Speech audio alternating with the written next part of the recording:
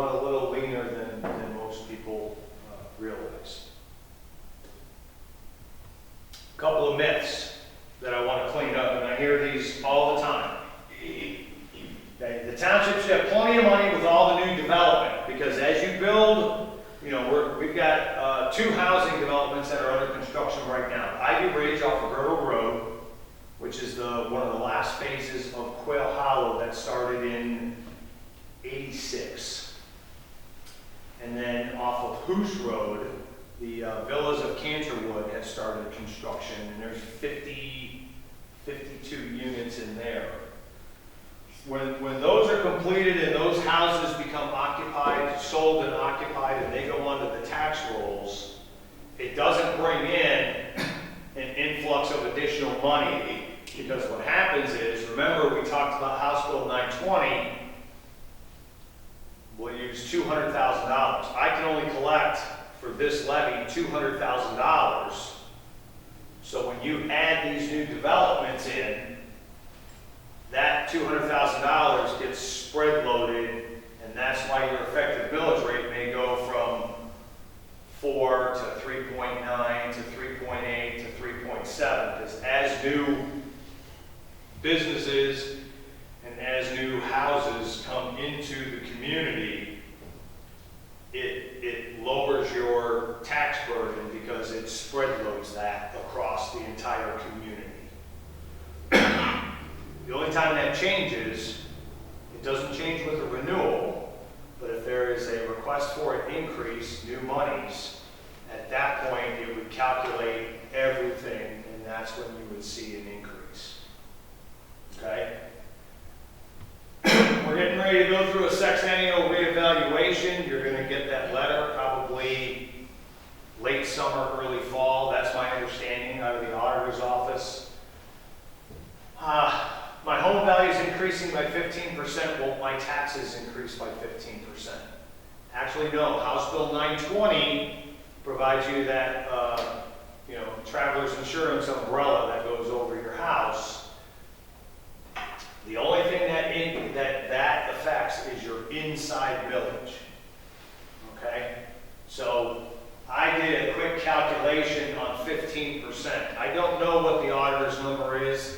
I've heard 20%, I've heard 30%, I've heard varying numbers. I don't pretend to speak for Auditor Galloway. He's still, I believe his office is still crunching the numbers. I took 15% and I said, what would an increase of 15%? It comes out to about 2.5% to 3%. It's 2 to 3% increase in your taxes.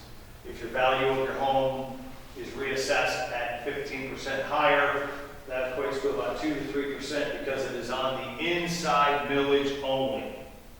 The schools have inside millage, the township has inside millage, and the county has 1 mill of inside millage. That's the only inside millage that we have in our tax bills.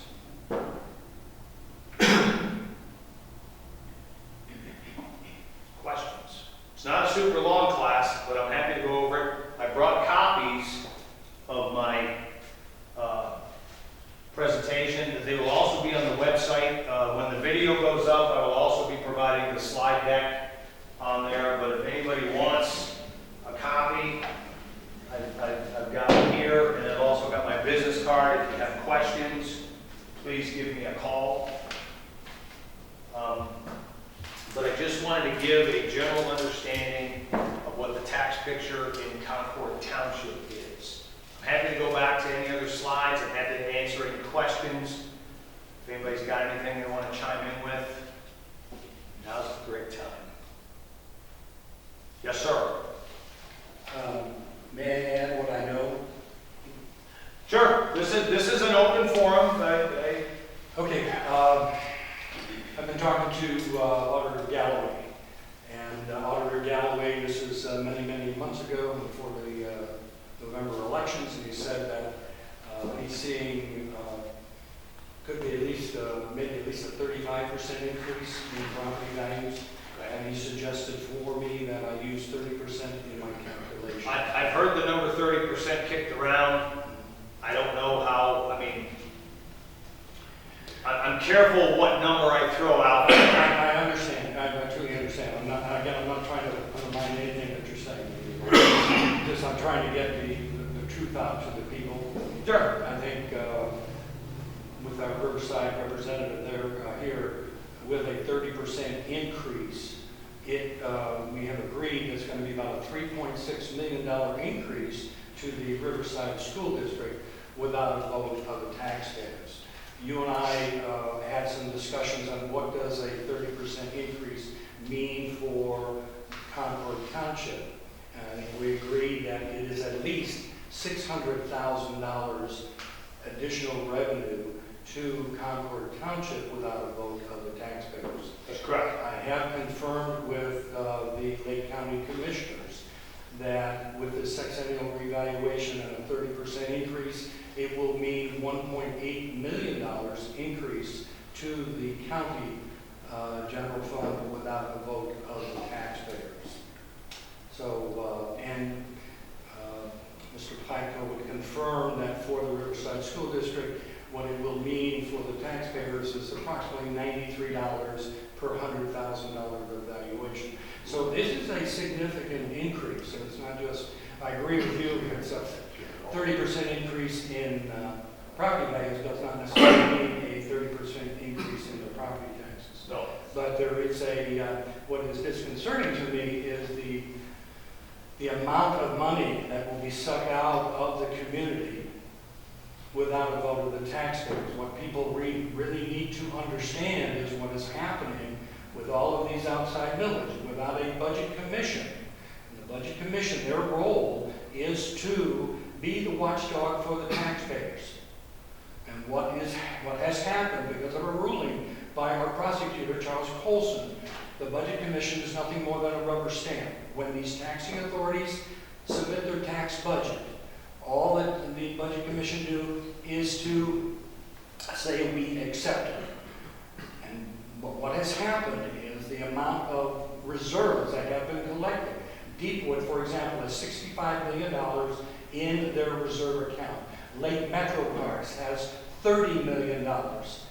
Lake Metro Parks will receive, at a 30% increase, they will receive about $171,000 additional because of the inside millage. They have a 0.1 inside millage. I've asked Paul Balaji to forego that $171,000 and he has declined.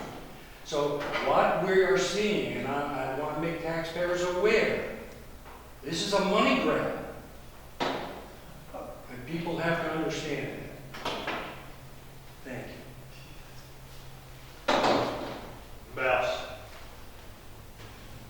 Okay, it's a short class, but I'm happy to answer any questions. I'll be hanging around for a little bit. Again, the presentation's here. It'll also be on the website, and my cards are there. Feel free to call me if you have any questions. That's big. What you just talked about is huge.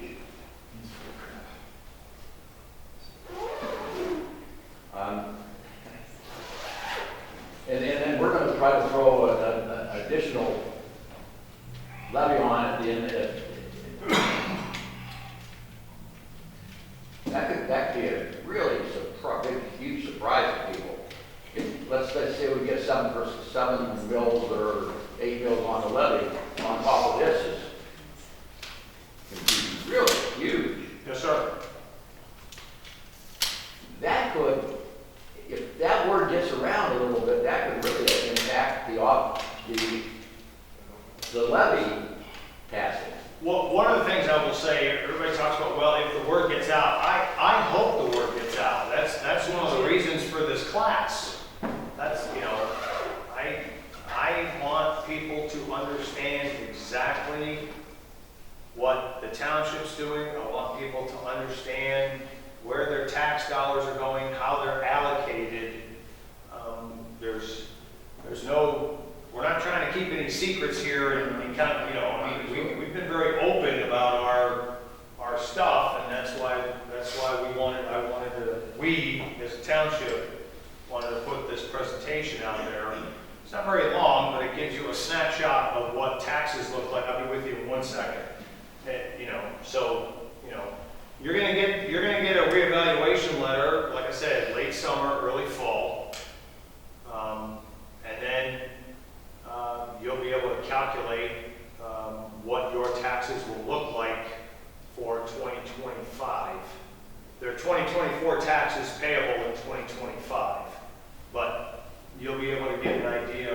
taxes look like. Yes? Then Concord really doesn't care about the seniors then. How about the seniors that are on fixed incomes or when you're increasing on it and they only have so much money? What are they supposed to do? I don't have an answer to that other than, I know that Get a job. no ma'am, that's That's not, a sad thing. It truly is. that's not what I'm saying. There's a homestead exemption act. Then I don't know what those exact numbers are, but I know that you can go to the county auditor's office, you can go to their website, and they provide the forms that you can fill out, and that provides a reduction in taxes for those that are seniors, and there's an income threshold that's been established. But to say Concord Township doesn't care about seniors, I think is inaccurate. I think we weigh all our decisions very carefully, and we look at the community, and we look at the services that we need to provide, and look, our costs go up just like everybody else's costs. And I think we, as a township overall, between the last board and this current board of trustees, I'll stack our tax rate up against any community in Lake County. Any of them. We're one of the lowest. We work very hard to stretch our dollars as much as we can. I have another question. Can we keep the yard waste going rather than just having it for so many months and then you do away with it and then you bring it back? We're looking at that. I think I talked about that during my last administrator's report, and I'm going to talk about it again during this administrator's report. Again, for the seniors, we have to haul things. Right? Yep. We're going to take a look at that. And I know you took away for the recycling of the cardboard. That I will own that 100%. I'm the one who did that. Yeah. I did that in 2019 because the cardboard recycle dumpsters were an absolute disaster. Yeah. They were ripe with abuse. People would Yes. dump oil in there. People would dump regular trash in there. Couches showed up in there. And then if there was a weekend and people showed up and the containers were completely full, they would just leave their paper and their stuff sitting out in front. Well, guess what happens on a windy day? Yeah. We come in on Monday morning and it would just look like a paper killing field. Unfortunately. Yeah. So we were, and my understanding, St. Gabe's removed theirs for the same reason, is they were getting, I don't want to speak for St. Gabe's, but it's my understanding that they removed theirs for very similar reasons. I And understand. it was very difficult. There's recycling at the Lake County landfill on Blaze Nemeth Road. You can take metal, plastic, paper, cardboard. They have various bins there that you can drop off. We did explore 2 years ago, maybe 3 now. We explored a township-wide single hauler trash contract because we were hearing all kinds of ridiculous numbers of what people were paying for their trash, just their garbage pickup. Forget about recycled yard waste. We were hearing $60, $70 a quarter. In some cases, it was even more. And we looked at a township-wide trash contract to try to reduce those costs and have a single hauler. And the phones blew up. And people said, take your hands off our trash contractor. You don't. But did they realize how much cheaper it would be for We us? tried to explain it to each caller. Now we're looking at doing this again and doing a rollout and talking about this and doing a little bit more education. Maybe and then- put the price out there. Well, then we would have to go out for bid, Yeah. and then Waste Management, Republic, Kimball, Major, they would have the opportunity to bid, and we would get the best price, and then we would end up providing the residents. You would pay the trash bill, but it would be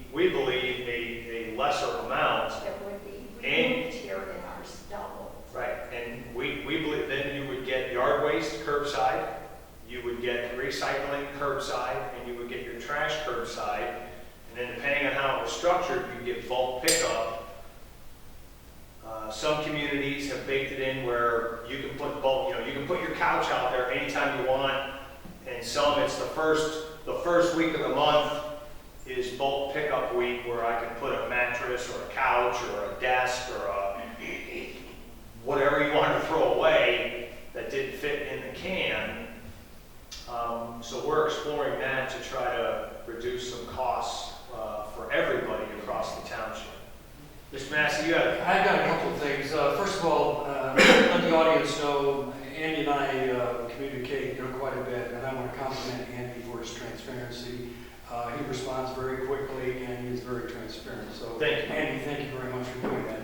The other thing that I think, and it's a tough concept to get across, but in the property taxes, you know with HB 920 that there is what they call the 20 mil floor. Everybody understand? That's for schools. For schools. For Yes, it schools, doesn't apply to the county or to the township. It only applies to schools. And what that really means is that once the inside millage and the outside millage, if we're at 4.5 for inside mills for a school, once the outside millage gets to 15.5, House Bill 920 cannot reduce the outside millage anymore. So that's the problem that we have. Right now, there of the 9 school districts, 3 are at the 20 mil floor, and that would be Mentor, Kirtland, and Perry. Riverside is just about there, about 20%. Mentor's not at the I'm sorry, Willoughby, Eastlake, Perry, and Kirtland. Yes. Correct, thanks for correcting me. Yes, sir. I think Madison is going to be added with this 30 mil, and I've also confirmed with Mr. Platko that Riverside will be at the 20 mil floor. And what that does, though, this is where the huge increase is coming, because the outside millage is treated like inside millage. And I've been reporting to the state legislators. I've been reporting to Dan Troy, Jimmy Callender. It is my contention that that 20 mil floor is what they call a de facto law, in that it is being treated like inside millage, and that is a violation of the Ohio Constitution, Article 12, Section 2, where you mentioned about the inside millage can't be any more than 10 mils. We're treating it like inside millage, therefore it is inside millage. So that's not something that the school district or the Concord can address. It's got to be at the state level.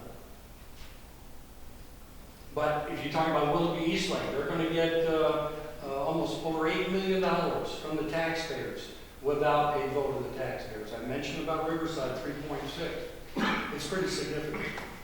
Thank you. Well, when you hear me start talking about single hauler trash contracts, I would love for you to call town hall or call one of the trustees and tell them whether you support that or don't support it. Because I think a lot of people support it, but they didn't call, and the only people we heard from were those that were dead set against it. And so we tabled that, but I'm looking to resurrect that, hoping to resurrect that for consideration. Thanks, folks. My information's here. The slides are here if you'd like a copy. Should be on the website probably within a couple days. Have a great day. Thank you for coming. Thanks.